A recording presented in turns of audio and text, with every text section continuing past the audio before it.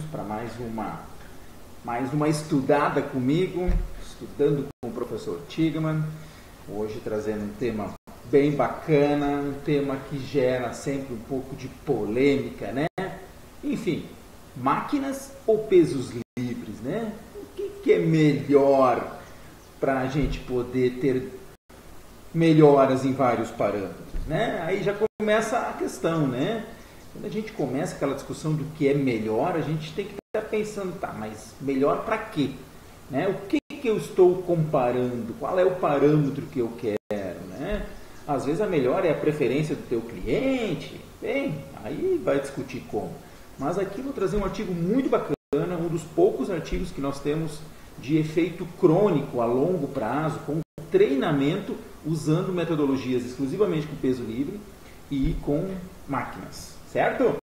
Então vamos lá, gente. Antes de mais nada, peço que você se inscreva no canal e que você ative suas notificações para você receber semanalmente um vídeo trazendo algum artigo, algum tema para a gente discutir. Ok?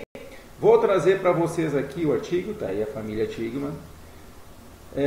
Vou trazer para vocês esse artigo aqui, então, publicado agora recentemente, 2020. Então, uso de máquinas e pesos livres no treinamento resistido, né? Treinamento de força em homens novatos, tá? Um estudo randomizado. Ele foi publicado nesta revista aqui em 2020, né? E um grupo da Bélgica, aí o pessoal da Bélgica e também estava aqui querendo, não, é isso aí, da Bélgica. Muito bem. Tá aí o estudo, tá aí a introdução, bem costuradinha, bem legal, e aí ele vai para o objetivo do estudo, e ele traz dois objetivos principais. Um é fazer essa comparação entre o que acontece nos parâmetros antropométricos, nos parâmetros de força e de funcionalidade, que foram as três coisas que eles avaliaram durante 10 semanas, comparando peso livre e máquina. E um segundo objetivo deles foi verificar o efeito de transferência. Explico, né? Porque eles fizeram 3 grupos. Um dos grupos iniciou com máquinas e mudou no meio da quinta semana, mudou para o peso livre. Então eles queriam ver até que ponto existia uma transferência de aprendizado, começando com as máquinas e depois peso livre. Se isso modificava um pouco os ganhos nessas variáveis, certo? Então são os dois objetivos vistos nesse estudo. Muito bem. Como é que foi feito? Foram somente homens entre 18 e 45, saudáveis, que não possuíam experiência em treinamento de força. Muito importante observar isso, ou seja, novatos mesmo, tá? E que não estivesse tomando alguma coisinha aí para promover aumento de massa muscular ou força, ok? Muito bem. O programa durou 10 semanas, inicialmente se iniciou com 36 sujeitos, tiveram desistências, aliás, 14 desistências, um número relativamente alto ainda das desistências, e por aí foi. Muito bem. 10 semanas de treinamento, como foi o treinamento? O treinamento foi utilizado com 3 séries de 12 repetições máximas.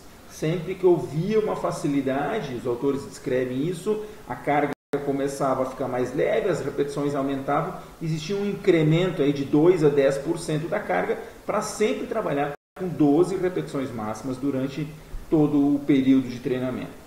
Então, como é que foi a seleção dos exercícios? O grupo máquina utilizou o leg press, o grupo peso livre fez o agachamento. O grupo máquina fez um supino máquina, o peso livre usou o supino com dumbbells, com halteres. O exercício de extensão de quadril e o exercício deadlift, né? O exercício remada, né? O exercício remada e o exercício remada unilateral também com halteres e o exercício desenvolvimento de ombro em máquina e desenvolvimento com halteres. Então, realmente, né, a gente pode ver assim que apenas o agachamento e o deadlift, né, foi realizado com barra e os outros 3 exercícios com halteres e os demais, todos eles com máquinas. Então, por aí foi.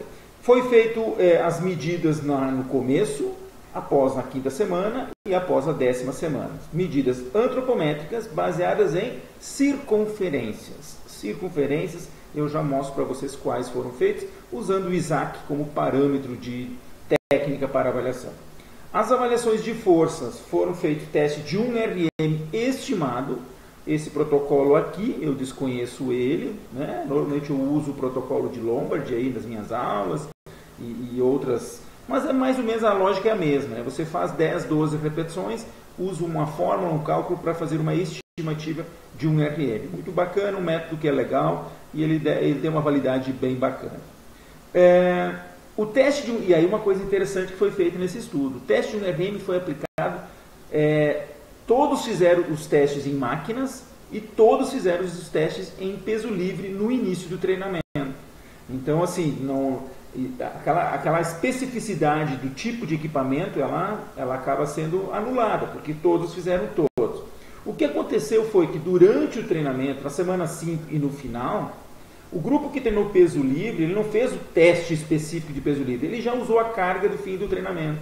Né? Mesma coisa o grupo que fez a máquina. Então, usou aquela carga, né? A carga que ele estava usando no final da quinta semana, por exemplo, no meio, esta carga usaram o coeficiente para calcular. Mas tudo tranquilo, certo, correto entendimento sobre este protocolo. Então, aqui tem as combinações de testes realizados. Ainda foi realizado o teste de salto horizontal, eles tentando fazer um teste de potência neutro, né? Ambos grupos não treinaram isso. E foi utilizado o teste funcional, habilidade funcional, do teste chamado FMS, né? Muitos conhecem, que é o Functional Movement Screen. Ele é um protocolo de teste onde você tem 7 movimentos específicos, onde quando você realiza ele bem executado, você ganha 3, quando você executa ele mais ou menos, você ganha 2, ambos casos, né? Sem dor. Quando você tem dificuldade e não consegue realizar ele bem, você ganha 1, e se você, para a hora de fazer, você sente dor, você ganha 0. Não vou entrar nisso muito, né, gente? Aqui tem uma imagem de um dos artigos que é citado, né, mostrando o score 1, o 2 e o 3. Né? Então, é uma área bacana de se estudar, de se comentar. Quem sabe uma dessa falamos sobre um artigo disso. E a pontuação, então, varia de 0 a 21 pontos. Muito bem, e aí, o que nós encontramos? Entendemos o estudo. Vamos lá, gente. Primeira coisa, não foi encontrada, referente às medidas antropométricas, não foi encontrado um efeito de interação. Quando você lê o que é um efeito de interação, significa o quê? Que os grupos tiveram um comportamento similar. Pensa assim, ó, você está num ponto aqui e você sobe. O outro grupo, da mesma forma, sobe na sua vara, melhora seu rendimento. Então, assim, se as duas linhas estão paralelas, quer dizer que os dois tiveram um comportamento semelhante. E aí a gente diz que não houve interação entre os grupos, um efeito de interação. Se por acaso um grupo tivesse esse incremento e esse grupo menos, algo mais brando, né, você teria uma interação, mostrando que um era melhor que o outro. Mas neste caso não houve. E também não houve diferença entre os grupos. Mas houve um efeito de tempo, né? Houve um efeito de tempo, ou seja, houve aumentos no perímetro nas diferentes medidas. No caso, braço relaxado, né? Braço contraído, flexionado, coxa, peito e a cintura não teve. Então, nas medidas de coxa, peito e braço, nós tivemos aumentos, olha só, de 30 para 31,6, 33 para 34, 52 para 53,8, 94,7 para 96. Então, houve incrementos nas medidas antropométricas. Tá? Aqui descrito de uma forma mais detalhada. Aqui apresenta alguns gráficos mostrando esse comportamento, mais como exemplo, porque não são todos os gráficos que tem no artigo. Quando a gente vai para os valores de força, veja bem, teste de 1 RM nas máquinas. Não teve interação entre os grupos, ou seja, os grupos tiveram o mesmo comportamento. Não teve diferença entre os grupos, mas houve efeito no tempo, ou seja, os grupos melhoraram a sua força no transcorrer das 10 semanas de forma semelhante, avaliado pelas máquinas. Quando eles, aqui está a tabela com todos os dados, quando a gente avalia o 1 RM por meio dos pesos livres, lembra que ambos os grupos fizeram semelhante aos dois testes, não houve interação entre os grupos, não houve diferença entre os grupos e houve efeito do tempo novamente. Ou seja, ambos os grupos, os três grupos, melhoraram com o passar do tempo a força avaliada pelo peso livre, mas de forma semelhante, sem diferença entre eles. O salto horizontal, o mesmo resultado, aqui com uma pequena diferença, né? Foi encontrado um aumento maior no grupo peso livre, quando comparado ao grupo combinado, mas foi a única diferença, tá? Em um único momento. E ambos melhoraram, tá? Todos os três grupos melhoraram a sua força. E nos testes funcionais, de novo, não houve interação entre os grupos, olha só, não, a parte funcional não houve diferença entre os grupos, não teve interação, ou seja, o comportamento, o acréscimo que teve com o tempo, houve o acréscimo com o tempo, houve melhora, houve, mas não diferença entre os grupos, certo? E aí, quando os autores trazem um pouco ainda da discussão, né, eles trazem aqui a melhora da força que foi de 27% a 43%, que é um valor para iniciantes, né, bem considerável. Eles ainda falam da importância dos testes funcionais estarem relacionados a aspectos de força, né? Acho que isso é uma coisa bem interessante a se falar. E eles colocam, né, curiosamente, que eu acho que todos que estavam aqui acompanhando estavam na expectativa de, olha, peso livre melhora a habilidade funcional. Os autores também tinham isso como hipótese, né? Melhor coordenação da musculatura sinergista, não foi o que foi encontrado neste estudo, né? Bem,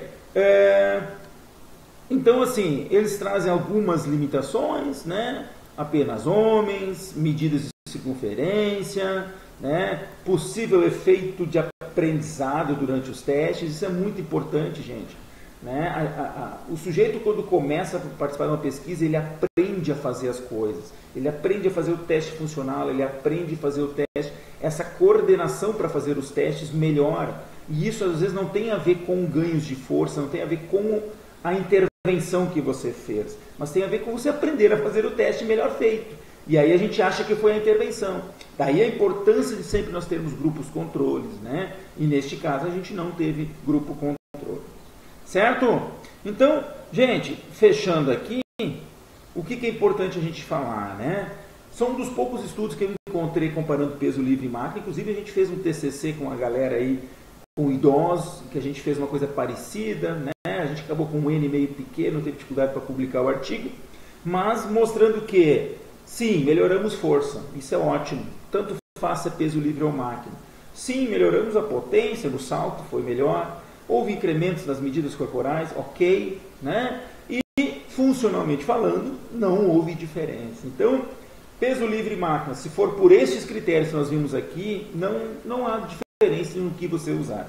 Obviamente que existem outros critérios. Existem critérios como, por exemplo, segurança, critérios como preferência, critérios como disponibilidade do que você tem na academia. Certo? Obrigadão aí quem me acompanhou, não esquece, se inscreve no canal, ativa as notificações e me vem com pergunta, gente. Quero saber de vocês, o que vocês querem escutar aí, o que a gente pode trocar ideia. Comenta aqui embaixo aí, a gente vai trocando essa ideia. Valeu, um abraço, até a próxima.